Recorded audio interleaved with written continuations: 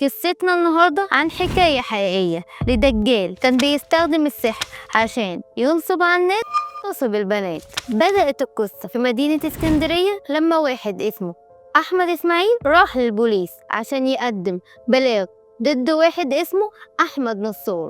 حمدي قال إن الدجال اعتدى على مراته أم كلثوم بالضرب وكمان وسرق كل الفلوس اللي في البيت. في البلاغ حمدي حكى إن ولاده تعبوا فجأة والدكاترة معرفوش يلاقوا علاج، ووقتها سمع عن شيخ مبروك بيعالج الناس فدخل بيته عشان يساعده. بعدها اتفاجئ إن الشيخ ده مراته وسرق فلوسه، ومن هنا البوليس ابتدى يتحرك عن أحمد نصار الدجال اللي وصفوه إنه راجل أربعيني ساكن في عزبة من عزب اسكندرية، واكتشفوا إنه متقدم فيه بلاغات كتير بسبب ممارسته للسحر والشعوذة اللي كان بيستغلها عشان ينصب على الناس. وأغلب سكان العزب دي كانوا من الناس البسطة، فكانوا بيصدقوا كلامه ويدوله كل اللي يملكوه. واحد من الضحايا دي كان حمدي اللي حكى قصته من البداية للنهاية. شاب بسيط بيعيش حياة طبيعية في بيت متواضع، شغال صياد وبيكسب رزقه يوم بيومه، ومتجوز من بنت عمه أم كلثوم، وكان نفسه يخلف عيل يشيل عنه هم الدنيا لما يكبر.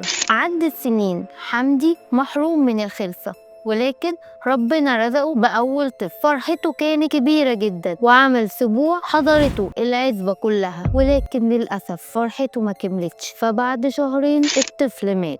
حمدي وأم كلثوم انهاروا تماما والحزن سيطر عليهم، والأيام عدت بصعوبة وأم كلثوم حملت تاني، وبعد 9 شهور خلفت. ولكن للأسف الكابوس اتكرر وحمدي بدأ يحس إن الخلفة مش مكتوباله وعمره ما هيبقى أب. والغريب إن السيناريو ده اتكرر 3 مرات، حمل وولادة والطفل يموت بعد شهرين. وفي المرة الرابعة حملت أم كلثوم، ولكن المرة دي خلفت توأم. وحمدي قرر يعمل المستحيل عشان يحافظ على ولاده ويضمن إنهم يفضلوا عايشين. كل اللي معاه على الدكاترة والمستشفيات، وبقى مديون لأغلب العزبة. كان مستعد يعمل أي حاجة حتى لو على حسابه، المهم إن ولاده يفضلوا عايشين. وفي يوم وهو قاعد مع صاحبه سيد سأل هو اللي بيحصل ده عقاب من ربنا ولا ابتلاء؟ وسيد اقترح عليه اقتراح غير كل حياته، قاله يروح لشيخ اسمه نصار عايش العزبة اللي جنبهم، وبيقولوا إن هو بيعالج بالقرآن. وسيد قاله إنه عالج جارته اللي كانت محرومة من الخلفة، ومن يومها الناس بتعتبره ولي من أولياء الله الصالحين. ولكن حذروا إن في ناس تانية بتقول إنه بيتعامل مع الجن وبيسخرهم لشغله. حمدي مهتمش بتحذير سيد، وكل اللي جه في باله إنه ممكن يكون الحل الوحيد اللي ينقذ ولاده. وسأل سيد عن مكان نصار وعرف منه إنه مش بيقعد في مكان واحد، ودي حاجة ما تخلكش تشك. واتفقوا إن أول ما سيد يعرف مكانه هيبلغ. وعدت الأيام وسيد عرف مكان نصار وطلب منه يجي معاه بسرعة عشان الشيخ دلوقتي في بيت واحد من أهل العزبة بيعالج واحدة فيه. حمدي ما تردش وراح فورا مع سيد. ولما وصلوا البيت بعد شوية خرج الشيخ نصار، وأول ما حمدي شافه ما قدرش يتمالك نفسه، طلع يجري وبات ايديه وترجاه انه يساعده. دي كانت اول مرة يشوف نصار، وحسب وصف حمدي كان طويل ورفيع، بشرته قمحية، شعره ودقنه طويل، وعنده عين عورة ما بيشوفش بيها، نفس اوصاف المسيح الدجال. نصار طلب من حمدي يقعدوا على الأرض، وفجأة بدأ يطلع من شنطته حاجات غريبة، مناديل ورمل وعيدان. حمدي كان مبهور ومستغرب، خصوصا لما شافه بيطلع رملة لونها اسود. سأل الشيخ عنها، سرد عليه وقاله إن دي أثر من آثار ملوك الجن.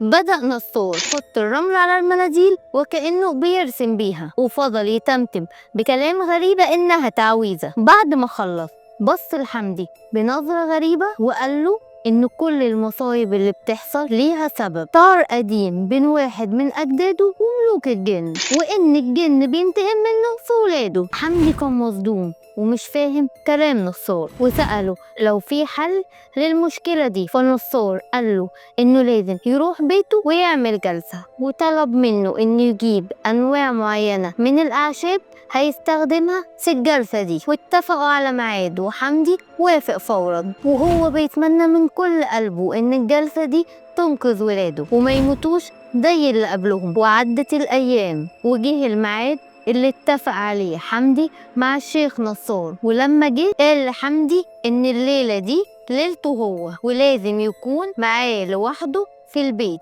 أما الليلة اللي بعدها فهي ليلة مراته أم كلثوم، ولازم يقابلها لوحدها في البيت. طبعا الكلام ده صدم حمدي ورفض تماما إنه يسيب راجل غريب يدخل بيته ويقعد مع مراته، وده طبيعي. لكن سيد صاحبه تدخل عشان يقنعه، وقال له إن الشيخ نصار مبروك واستحالة يعمل حاجة غلط مع مراته، وإن دي الطريقة الوحيدة عشان يحل الموضوع وينقذ ولاده. وتحت ضغط الخوف على ولاده اضطر حمدي إنه يوافق، ولكن قرر ياخد رأي أم كلثوم الأول. ولما حكالها اضطرت توافق رغم خوفها الكبير. وحاول حمدي يطمنها وقال لها إنه هيبقى قريب من البيت، ولو احتاجته في أي لحظة هتلاقيه.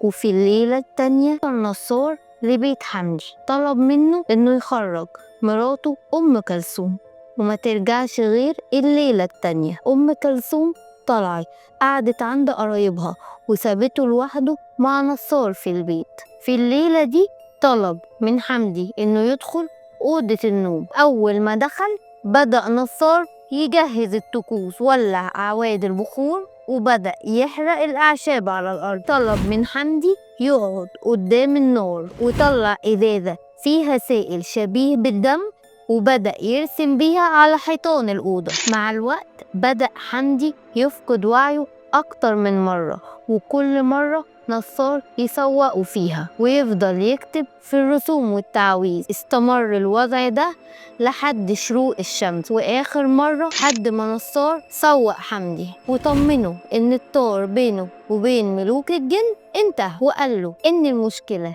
كانت بسبب جن عاشق لمراته أم كلثوم، وقال له إن الجواز ده ما كانش المفروض. حمدي اللي كان متحير وخايف سأل نصار لو المشكلة كده خلصت وعياله كده هيعيشوا، ولكن نصار قال له إنه لسه باقي ليلة ثانية، والليلة دي لازم تكون لوحدها مع مراته زي ما اتفقوا في الأول. والساعات دي عدت عليه ببطء شديد لحد ما وصل نصار لبيت حمدي مع غروب الشمس، وطلب منه يسيبه لوحده مع مراته أم كلثوم. برغم توتره وقلقه حمدي وافق، وفعلا خرج من البيت وفضل بره قاعد في الشارع قلبه مشغول وقلقان ما بيهداش ومستني شروق الشمس بفارغ الصبر. جوه البيت كان نصار مع أم كلثوم ومحدش عارف ايه اللي بيحصل. اخيرا طلع النهار ورجع حمدي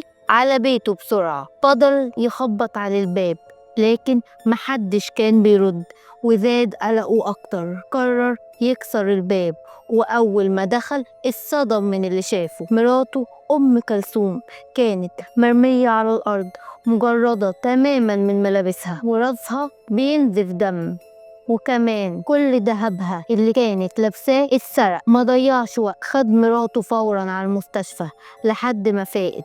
ولما بدأت تحكي اللي حصل كانت الصدمة أكبر. قالت إن هي كانت قاعدة قدام النار في الوقت اللي نصار كان بيرسم فيه على الحيطان ويتم بتعويذ غريبة. حاولت تغطي وشها بطرحتها لأنها ما كانتش عايزة نصار يشوفها. بعد شوية بدأت تحس بدوخة غريبة وأعراض النوم تسيطر عليها. فجأة وهي لسه بين النوم والصحيان حست بإيد بتلمسها.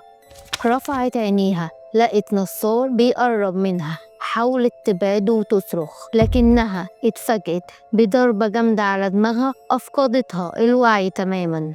لما سمع حمدي الكلام ده من مراته انهار تماما، وكان غضبه ملوش حدود، وقرر انه يروح يعمل محضر في القسم. وفي الحال بدأت الشرطة التحقيق، وعرفت ان نصار معروف انه بيمارس السحر والشعوذة في المناطق الشعبية وكرة كتير، لكنه دايم التنقل وملوش مكان ثابت، وده صعب عليهم القبض عليه. وعشان كده قرروا ينشروا أوصاف عشان الناس تتعرف عليه وتساعد إنهم ينقذوا أي ضحية تانية من الوقوع في شر أعمال. في الوقت ده وصل بلاغ تاني للشرطة من شاب اسمه إبراهيم في الثلاثينات من عمره، اتولد ضرير. إبراهيم حكى إنه بالصدفة قابل واحد اسمه سيد، واللي وعده إن عنده حل لمشكلته، وقال له إن يعرف شيخ مبروك، وعمل معاه زي ما عمل مع حمدي بالظبط. وإبراهيم اللي كان عايش طول حياته في ضلمة كالعادة فرح جدا وقال له يدله على مكان الشيخ. وافق السيد، ولكن طلب منه مبلغ بسيط مقابل الخدمة دي. وقابل فعلا الشيخ وقال له انه هيعمل له خلطة خاصة بمساعدة قادمة من الجن هتشفيه تماما، ولكن في مقابل 20 جنيه.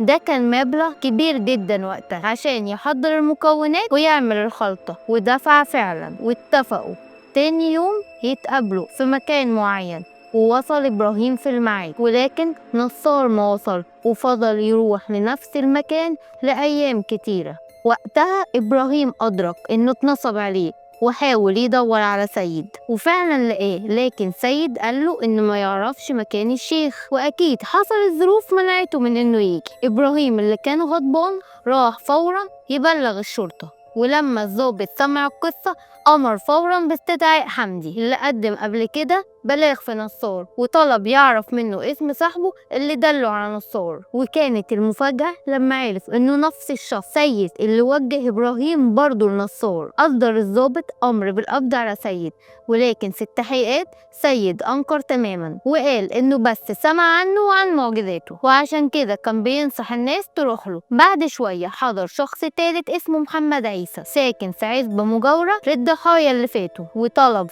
تقديم بلاغ ضد نفس الشخص، وحكى انه كان بيعاني من مرض خطير ولف كتير على الدكاترة ولكن محدش عارف يعالجه. وفي يوم وهو قاعد على القهوة سمع مجموعة من الناس بيتكلموا عن شيخ اسمه أحمد نصار، وبيقولوا إنه شيخ مبروك بيعرف يشفي المريض ويرجع الحبيب ويولد العقيم. والأمل رجاله قرر يدور على الشيخ، وبعد وقت طويل وصل للشيخ ووصفه بنفس الأوصاف اللي ذكرها حمد، راجل أعور بشعر طويل ودقن كثيف. وأول ما نصار شافه وحكاله على مشكلته حط إيده على دماغه وقال له إن السبب في مشكلته هي سحر معمول له ولازم يعمل جلسة لفك السحر. محمد وافق فورا وخده على بيته اللي كان عايش فيه لوحده، وهناك بدأ طقوسه المعتادة من رسم على الحيطان وحرق أعشاب في الأرض. وفجأة محمد حس بدماغه بتلف والعفش في حواليه، وراح يحكي للشيخ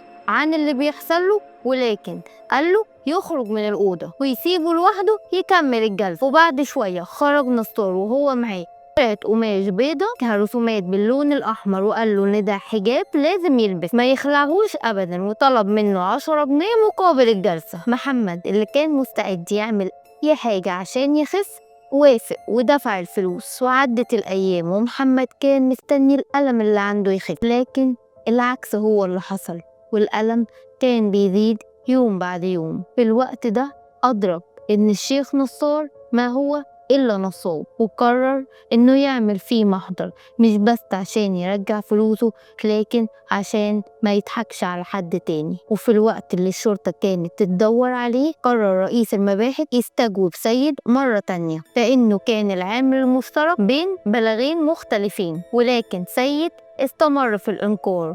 والضابط قرر يرجع لحيلة ذكية، تكلف واحد من المخبرين إنه يدور على الشيخ نصار لأنه مريض عايز علاج. المخبر بدأ يتظاهر إنه أعرج، فعلى العزب يدور على الشيخ نصار لحد ما حد من الناس دلوا عليه، وفي النهاية وصله واتقبض عليه. ولما جابوه للضابط وبدأ يواجهه بالبلاغات المتقدمة ضده أنكر كل التهم وادعى إنه بيعالج بالقرآن، وقال وإنه ملوش علاقة بالسحر والشعوذة، وإن سبحان الله وإنه مستحيل يتدخل في قدره، ولكنه كان في موقف صعب لما الضابط واجهه بالبلاغ المتقدم من حمدي بخصوص اغتصابه لمراته أم كلثوم وسرقة ذهبها، رد نصار بشكل غريب وقال إنه عمل مع أم كلثوم نفس الطقوس اللي عملها مع جوزها حمدي، وده طبيعي ومفيش حد اتهمه بالحاجات دي قبل كده، إن هو اللي استغل فقدان مراته لوعيها واغتصبها بنفسه عشان يلبس التهمة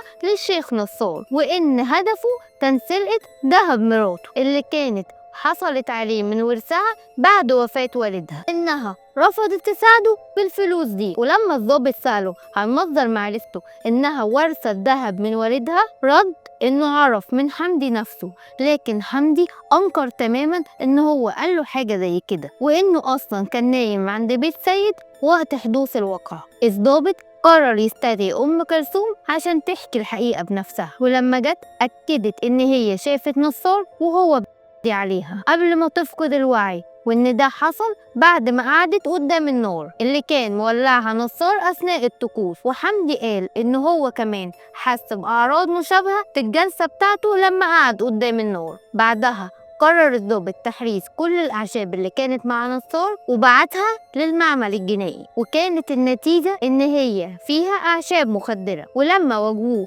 بنتيجة الطب الشرعي اتزنق وملقاش أي مجال للإنكار واعترف بكل حاجة. ودي كانت نهاية قصة النهاردة.